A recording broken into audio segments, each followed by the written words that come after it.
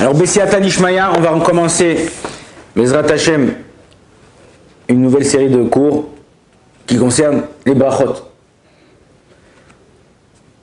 Je voulais au début commencer du siman Kuf Nun Chet, Kanar et Yadecha, c'est-à-dire les canards, c'est se nettoyer, mais Kanar, c'est Kuf Nun Chet 158. Là-bas, on parle du Netilat Yadayim.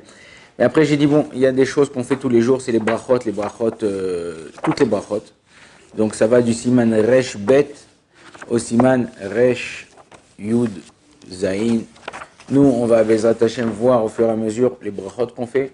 Au fur et à mesure, j'essaye d'écrire et de traduire mes shiurim, parce que bon, comme je lis en hébreu.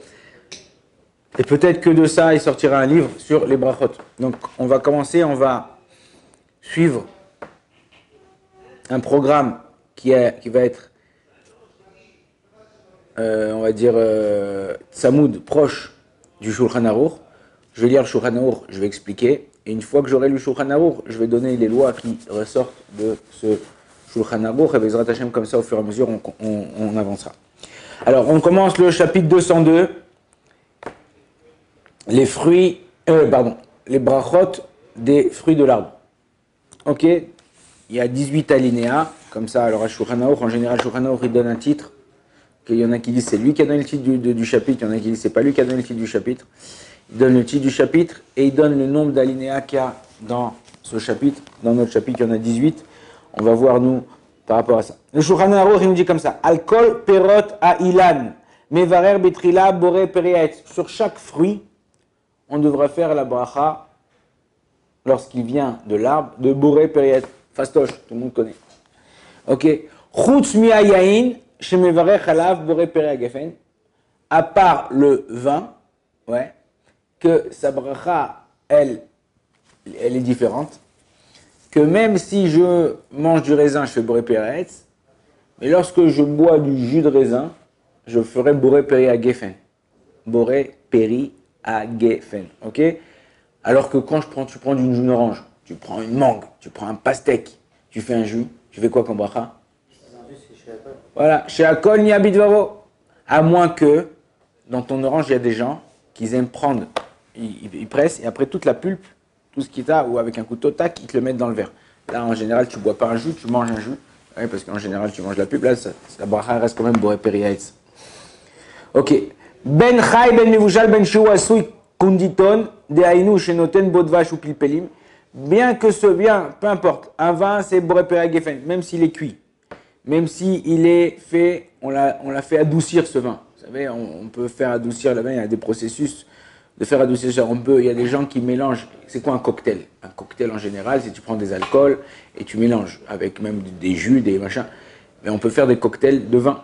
Ok, il y en a des gens qui prennent du vin, ils mettent des petites épices, un peu de miel, ils mélangent, ça fait un vin un peu comme ça épicé. Ce vin-là un peu épicé, il s'appelle dans la halacha kondinton. En général, le vin en Israël s'appelle le Concorde, pas comme l'avion. Ouais, d'accord, ok, c'est un vin qui est doux, comme ça. Il y a un autre vin qui vient, en général, je pense que son origine, c'est du Portugal. Il s'appelle le Porto. Ouais. En Israël, ils disent porte. En vérité, c'est forte ou forto. Ouais. Donc, tout ça, tous ces vins-là, c'est des vins qui sont doux. Ok. Ou ça vient du raisin lui-même, ou c'est ils ont passé un processus ou un mélange et un mélange qui a transformé ce goût du vin. C'est un goût de vin encore, mais il est encore doux. Et pour ces vins-là, qui sont un mélange de vin et de cocktail, la bracha, ça reste agéfé ou c'est bien chaque? Alors tout dépend, on va voir, c'est ce qu'on va voir maintenant. Ce vin-là, on va voir le Concorde là, ou ce vin-là, le Conditon, quel qu'est la bracha. Le Rama, il rajoute, si on a mélangé du vin avec de l'alcool, Azlinan achararov, on va d'après la majorité.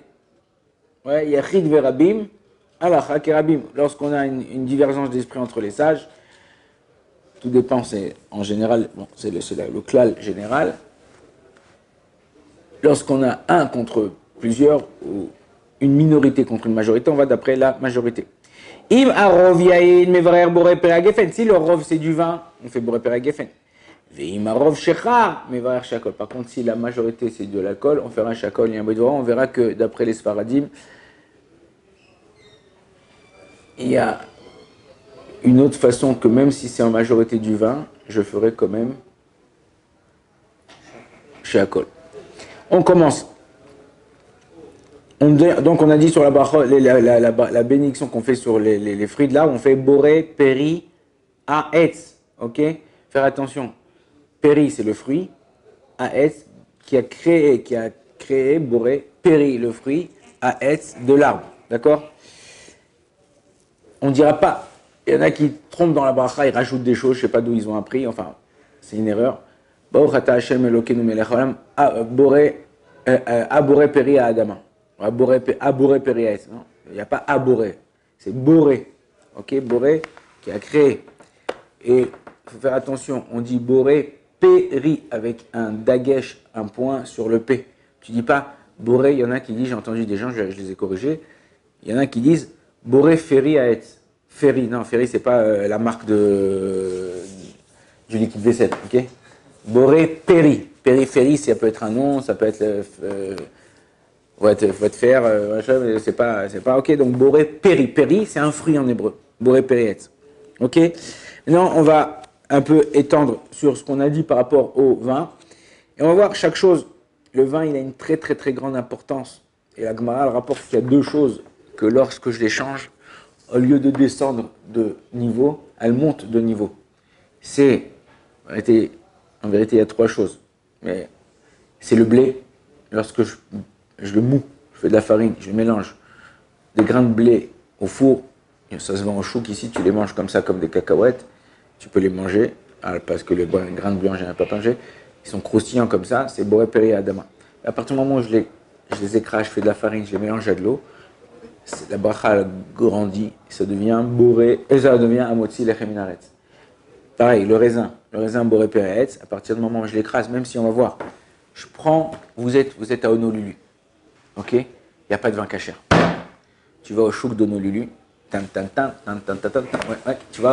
tu t'achètes une caisse de raisins, tu arrives à la maison, tu prends les raisins, ou c'est un centrifugeuse, super, tu n'as pas de centrifugeuse, tu prends avec une casserole ou avec quelque chose, tu écrases les raisins dans une bassine, le jus qui sort de raisin, tu le mets dans ton frigidaire, faites attention parce que ça ne se garde pas trop longtemps. Ça s'appelle du jus de raisin, et sur ça, je peux faire boré péragefen le soir, de vendredi soir, les 4 verres de vin de trucs, sans aucun problème. Ok? Donc quelqu'un qui, les chachamim, il faut savoir aussi que la bracha qu'on fait, je rajoute, boré pérez, boré péradama, toutes les brachas qu'on fait avant, c'est takanat, ça veut dire c'est institué par les sages. La bracha deoraita, la bracha qu'on doit faire, c'est la bracha qui est après. Ok? La bracha qui est après, la Gemara au début de la Masechet Brachot, donc c'est pas, ils l'ont sorti de leur chapeau, de leur manche, c'est pas des magiciens. La Gemara, les sages, c'est la Torah orale, elle explique pourquoi on fait comme ça, pourquoi. Dit quand quelqu'un, si la bracha qui est après, elle est de la Torah, comme Birkat Amazon, il dit si quelqu'un en général, il t'offre un cadeau, et après qu'il te l'a donné, tu le remercies. À plus forte raison, lorsqu'il vient et te donne le cadeau, que tu dois le remercier. Quelqu'un vient à ton anniversaire. Ah tiens, cadeau. Et non, c'est dans le papier cadeau, tu vois pas. Merci beaucoup, tu remercies, c'est normal, il t'a donné quelque chose. Il n'était pas obligé de venir, et il n'était pas obligé de t'offrir un cadeau. Deuxième chose, une fois que tout le monde est parti, hop, t'es tout content, trouve le cadeau. Quand tu trouves le cadeau, t'es content de voir ce qu'il y a dans le cadeau, il te plaît, c'est un truc que tu vas utiliser, tout ça. Qu'est-ce que tu fais? T'appelles le type, allô, bonjour, merci beaucoup, tata, ton cadeau, dans les mariages, partout. La même chose, Rachamim, ils ont dit, si on doit remercier de la Torah, après, on doit aussi remercier avant qu'il nous a donné. Il y a écrit, la Hachem haaretz umloa, non, Shamayim Shamayim la Hachem, Shamayim Shamayim la Hachem, haaretz natan ibn Adam. Les cieux, c'est Akadosh Baruch Hu, et la terre, elle a été donnée à l'homme. Ok? Donc on voit que les cieux, ce qu'il y a dans le ciel, et ça, c'est le machin, Kadosh Baruch Hu, ce qu'il y a dans le monde, c'est à moi, bah, c'est mon vin, c'est ma voiture, ok. Et d'un autre côté, il y a écrit, on lit tous les matins dans le lieu, que les cieux et la terre, ça appartient à Kadosh Baruch Hu. Alors on ne comprend pas. La Gemara pose la question. Ça appartient à Hachem, le cieux et la terre, ou le cieux, ça appartient à Kadosh Baruch Hu, et la terre, ça appartient à l'homme? Alors la Gemara, elle dit comme ça, elle dit, jusqu'à avant que je fasse la bracha, tout appartient à Hachem. À partir du moment où je fais la bracha, ça m'appartient. Mais j'ai rien fait, j'ai dit des mots, j'ai fait un truc. C'est exactement, je donne cet exemple, c'est exactement comme le Bitcoin. Ok? Les monnaies virtuelles, ok? Aujourd'hui, un Bitcoin, ça vaut 110 000 $. Un Bitcoin. Il a commencé à 2 cents. Ok? C'est-à-dire qu'on voit que plus on avance dans le temps, plus on arrive à comprendre comment la spiritualité, elle marche. Mais c'est, si tu veux, la monnaie payante, la bracha, c'est la monnaie payante pour pouvoir acquérir quelque chose dans ce monde. Ok? On ne vole pas. On ne prend pas sans autorisation. On n'utilise pas sans permission. On demande. On prie. On continue. D'accord? Donc on a dit qu'il y a 3 choses qu'ils ont. La bracha, elle est différente, elle change. C'est le pain, le raisin, ok? Et il y a une chose qui est un peu entre les deux, c'est l'huile d'olive. À partir du moment, une olive fait Boré Pérez, quand je presse l'huile, tout dépend comment je la consomme, mais elle est bonifiée. Cette huile, elle est bonifiée par... C'est pas le même effet de manger des olives que de manger un plat assaisonné avec de l'huile d'olive ou de cuisiner avec de l'huile d'olive. D'ailleurs, tous les huiles qu'ils font aujourd'hui, à l'époque, il faut savoir qu'à l'époque même de nos grands-parents, ça n'avait pas l'huile tournesol, l'huile de cacahuète, l'huile de machin, l'huile de trucs. À l'époque, ils faisaient tout avec l'huile d'olive et c'est pour les gens, ils étaient beaucoup plus barils. L'huile d'olive, ça renforce énormément les os d'une personne. Ok?